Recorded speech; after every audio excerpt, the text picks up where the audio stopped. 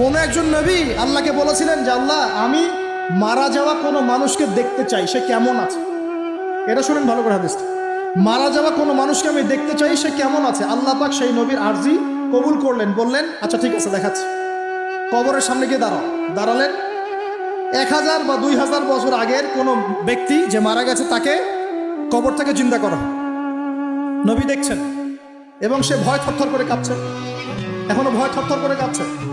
নবীজি আমাদের নবী নন, অন্য কোনো নবী, সেই নবী বলছেন যে তুমি ভয়ে কাঁপছো কেন, তুমি কত বছর আগে ইন্তেকাল করছো, কি তোমার হালচাল বলো আমাকে। সেই ব্যক্তি বলছে আমি আজকে থেকে 1000 বা 1500 বছর আগে মারা গেছি, আমি ভয়ে কাঁপছি। যখন আমি মারা যাচ্ছিলাম মালাকুল মউত যে আকৃতি নিয়ে আমার সামনে এসেছিল, ওই আকৃতি আমি এখনো ভুলতে পারি না, তাই দেখে আমি থরথর করে। তিনি বলছেন যে আমি 1500 বছর হয়ে গেছে আমার মউতে, কিন্তু আমার দেহ থেকে এখন পর্যন্ত রূহ কবজ করার যে কষ্ট, এই কষ্ট এখনো যায় না। আর এই সব দুর্নীতি করে আর অন্যায় করে মানুষের সম্পদ আত্মসাৎ করে অন্যের উপর অত্যাচার করে আমি ভাবছি যে আমরা কালকে আমাদের মনে পার পেয়ে যাবো। খালি কবরে যাও, তারপর বুঝবো। আল্লাহ রাব্বুল আলামিন আমাদের সবাইকে হৃদয়ের চোখটা খোলার তৌফিক দান করুন।